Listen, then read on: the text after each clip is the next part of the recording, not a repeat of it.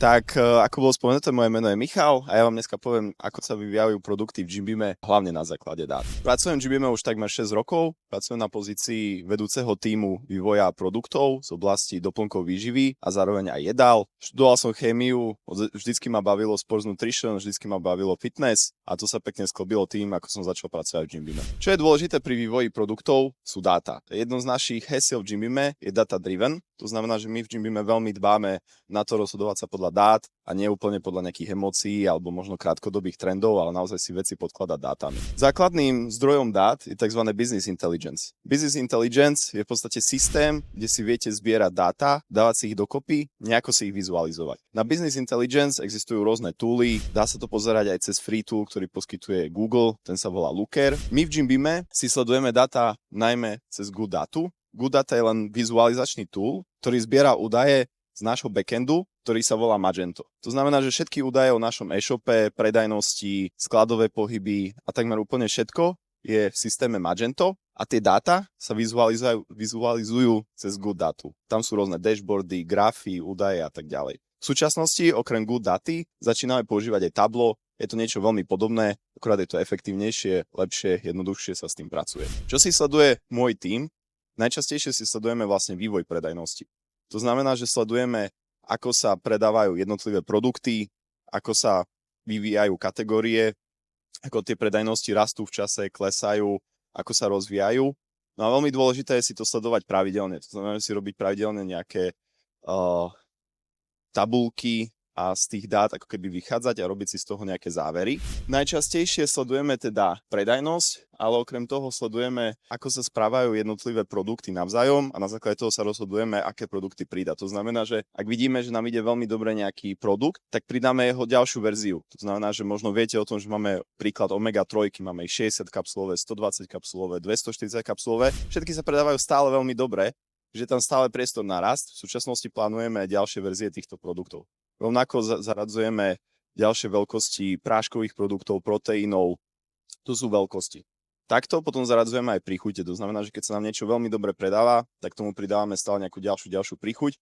Až kým možno nevidíme, že už je toho dosť. Že už tá ďalšia príchuť, ktorú sme predali, už nedosahuje možno také čísla, ako sme čakali. Vtedy si s tým dáme na nejaký čas pauzu. Dôležitým prvkom sú dátové analýzy. My v našej spoločnosti máme veľmi šikovný performance marketing team. Sú to ľudia na marketingu, ktorí ale veľmi dobre rozumejú dáta, aj programovaniu a oni nám pomáhajú dávať si dokopy množstvo informácií na trhu. Najčastejšie sa fokusujeme na search volumes, to znamená, že objem vyhľadávanosti výrazov. Tie výrazy sa vyhľadávajú cez rôzne služby, ako napríklad Keyword Monkey, Marketing Miner, ale aj OpenAI, čiže ChatGPT, čo určite všetci poznáte. Čo je veľmi dobrý zdroj dát, okrem samotného Google, od ktorého čerpáme dáta, je aj Amazon. Veľmi často si robíme analýzy z Amazonu pomocou toolu Helium 10. Čo sa z takej analýzy vieme napríklad dozvedieť, je takýto úplne jednoduchý sheet. To znamená, že veľa informácií v našej firme si dávame dokopy cez jednoduché Google Sheets, nič komplikované. Nevyzerá to možno najkrajšie, ale nám to dá tie informácie, ktoré potrebujeme. Toto konkrétne bola analýza kľúčových slov z nemeckého Amazonu.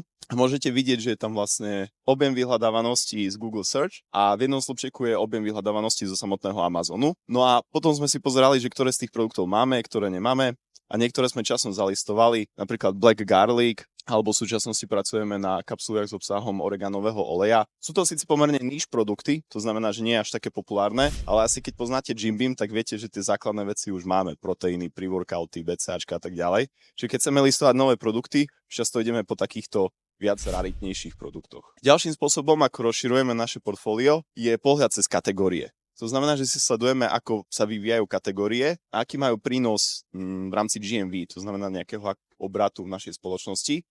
Čo zvykneme potom robiť, je, že tie kategórie rozbijeme na menšie.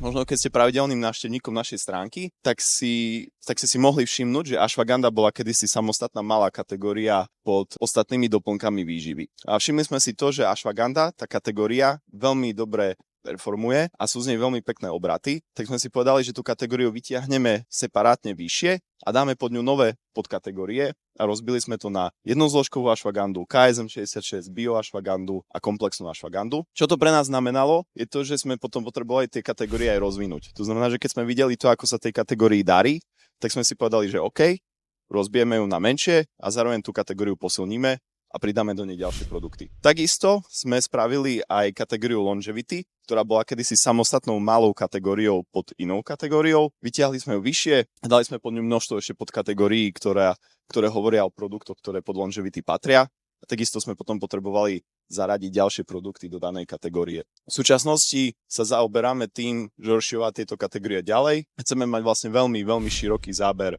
naprieč kategóriami, aby ten zákazník vedel hneď nájsť to, čo potrebuje. Ďalším spôsobom, ako zaradzujeme nové produkty, sú gap analýzy. V preklade to znamená nejaká analýza medzier alebo nedostatkov. Je to v podstate veľmi jednoduchá analýza, jednoducho si sledujeme aj konkurenciu. Konkurencia nikdy nespíme ani my, to znamená, že sa snažíme inšpirovať aj tým, čo sa deje v zahraničí, väčšinou tými firmami v Amerike a na západe. Je to veľmi jednoduchý systém, v zásade iba sledujeme, čo má niekto a my nemáme.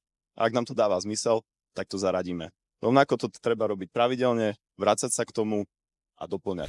Ďalším spôsobom, ako zaradzujeme produkty, je taký, že úplne jednoduchý spôsob a to, že máme firemnú komunikáciu a v podstate celá spoločnosť, ktokoľvek zo spoločnosti môže do firemného kanálu napísať, čo by rád uvítal v našom portfóliu. Máme na to taký firemný kanál, volá sa Product Tips. Tu vidíte príklad nášho kolegu, ktorý si všimol, že v DMK sa dajú kúpiť gumíky, ktoré majú vysoký obsah proteínu. A v súčasnosti sa zaoberáme tým, že by sme takýto produkt spravili. Čiže ktokoľvek z firmy vie vlastne prispieť do toho vývoju produktov tým, že napíše svoju ideu. Čo je dôležité pri vývoji produktov, a netreba to úplne opomínať, je aj legislatíva. Prečo som to chcel spomenúť, je to, že napriek všetkým dátam, napriek všetkým analýzam marketingu a radám od našich kolegov, nie vždycky všetko môžeme zaradiť. Takým pekným príkladom je turkesterón, kedy bol jeden čas na sociálnych sieťach veľmi vyhypovaný, veľmi sa o ňom rozprávalo a dostali sme vlastne dopyt na to, aby sme ho zaradili. Lenže turkesterón nie je možné zaradiť, pretože v rámci európskej legislatívy to nie je úplne schválená látka do doplnkov výživy. Prečo? Pretože turkesterón sa získava z rastlinky s menom Ajuga turkestanica a tá nie je povolená v rámci Európskej únie. Čo sme urobili my? Naštudovali sme si, čo ten turkesterón je a našli sme čo najpodobnejšiu látku k nemu, ktorá sa volá ekdisterón a tá povolená už je v rámci Európskej únie. Rovnako je veľmi populárna látka NMN, nikotín-amid mononukleotid. Je to látka, ktorá sa používa v longevity kategórii. Je to asi najznámejšia látka. A taktiež napriek tomu, že je veľmi populárna a viete si ju zakúpiť na množstvo e-shopov, tak nie je úplne schválená v rámci európskej legislatívy.